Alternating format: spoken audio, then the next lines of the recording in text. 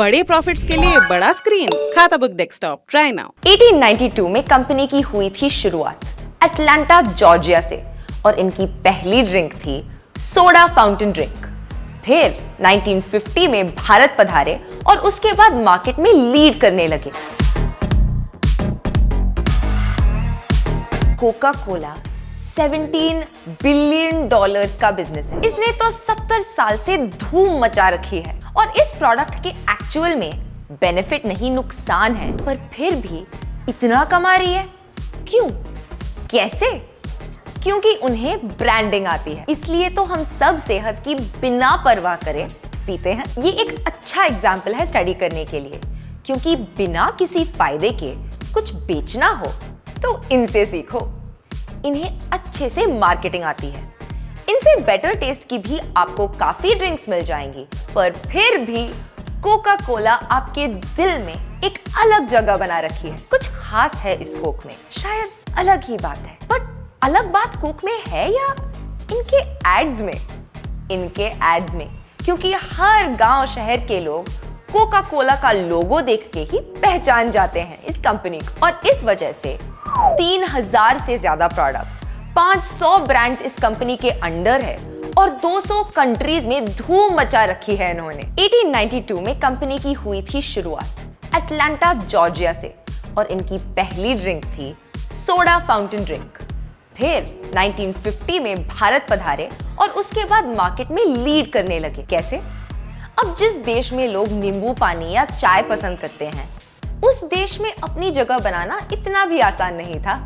लेकिन Coca Cola ने अपने एड कैंपेन्स और कॉम्पिटिटिव प्राइसिंग के थ्रू इस रेस में अपनी बढ़त बनाई रखी। तो उसके एड कैंपेन्स में ऐसा क्या था? सबसे पहले उन्होंने यूथ को टारगेट ऑडियंस बनाकर अपनी फेमस टैगलाइन के साथ कोका कोला बेचा, हर मौके पे रंग कोका कोला के संग। और इसके एड्स में कपल्स को भी फ्रेंड्स बताया गया था। उनका असली मोटिव था यंगस्टर्स का गो टू ड्रिंक बनना, कि चाहे दोस्त के साथ चिल कर रहे हो या गर्लफ्रेंड के साथ डेट पर हो, ड्रिंक्स में आपकी चॉइस होनी चाहिए सिर्फ कोका कोला। तो अब नजर डालते हैं कोका कोला के कुछ ऐसे ही मजेदार एड कैंपेन्स पर। 1. द कोका कोला 1988 का। कोका कोला कुछ टाइम के लिए इंडियन मार्केट से बाहर था और री एंटर करने की सोच रहा था।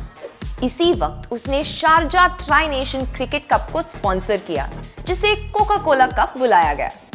इस खेल को खेला इंडिया, ऑस्ट्रेलिया और न्यूजीलैंड ने, और एंड में जाके जीती हमारी इंडिया। उस जीत से हम तो खुश थे ही, पर उससे भी ज्यादा खुश थे कोका कोला वाले, क्योंकि ये उनका सुनहरा मौका था इंडिया में री एंटर करने का। फिर आया जो चाहो हो जाए, कोका कोला एंजॉय। इस टैगलाइन के साथ कोका कोला ने काफी मजेदार एड्स रिलीज किए। इसमें हमारे ऑल टाइम फेवरेट एक्टर्स जैसे ऋतिक रोशन, ऐश्वर्या राय और आमिर खान को कास्ट किया। फिर क्या, सबको प्यार होना ही था, क्योंकि कोका कोला की मार्केटिंग और उनकी एक्टिंग दोनों ही शानदार थी। नेक्स्ट था ठंडा मतलब कोका कोला।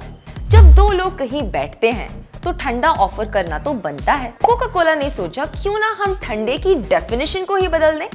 जी हाँ, ये आइडिया था इंडिया के नामचीन एडवर्टाइजर प्रसून जोशी का।